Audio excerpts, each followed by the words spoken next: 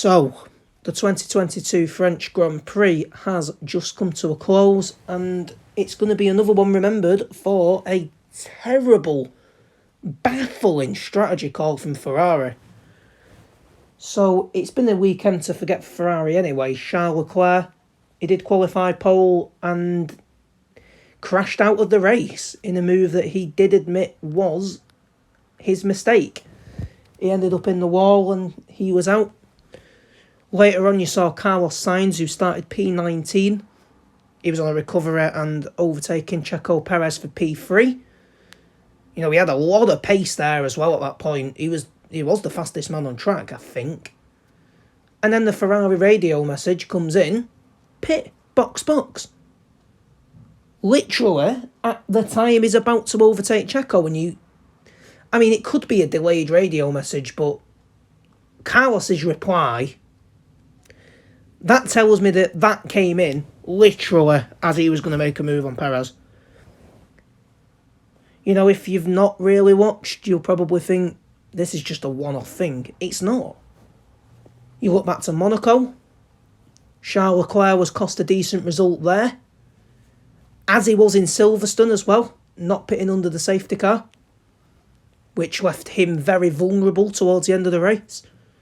This championship is already going away from Ferrari.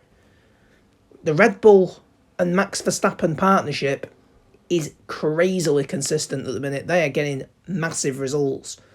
And Max Verstappen, the man hasn't got a mistake in him at the minute. Like, this man is on unbelievable form. But it's not just that. Ferrari now are just 44 points clear of Mercedes in P2. Now, Mercedes, as you know, haven't had the car as quick as Ferrari this year. But what Mercedes do have is reliability, and I don't know whether this is a bit harsh, competence. Lewis Hamilton and George Russell scored P2 and P3 there today. And if this carries on, I don't see Ferrari being P2 much longer.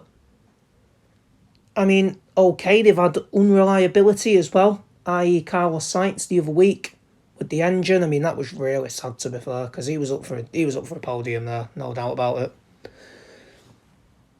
But I look at Mercedes and I look at a car that's very, very reliable. They've had one DNF all season, and that was Russell in the collision with Zhou at the start of Silverstone, which a lot of cars were involved with, to be fair.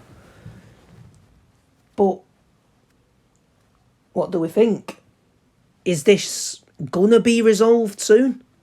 Or do you just see Ferrari making more bad strategy calls and ultimately costing themselves even more in this championship? Because as I say, Verstappen, he's taken off now here. This surely now is his championship to lose. I mean, it's not over yet. It never is in Formula 1. But at the moment, Max Verstappen is absolutely flying towards that second world title. And Mercedes as well, they're coming right into it. You know, they don't have the Q1 or Q2 exits anymore. They have really found something now in that car. And it does look a lot better. And I think as well, they are only going to improve. Am I overreacting? Are Ferrari in trouble? Will they pull through this? Well, we'll have to find out in a few races' time. And by the end of the season, of course. So, it's nice to come back. As I say, I'm probably not going to be making that many videos. I've not got much time. Not had much time lately. But I just had to do a video on this because it's just making less and less sense the more it's happening. But this isn't new. But remember, this has been happening for a while with Ferrari. This has been happening. I remember times in like 2017 and 2018 when this was happening too. But, you know, they have got a car here that's very, very good. But the guys making the strategical calls are just, oh man. Anyway, I'll be back soon, hopefully. Hopefully we can start to make a few videos again, actually. I've just not really had the time. I've had the topics to talk about, I've just not really had the time. So, I shall see you next time.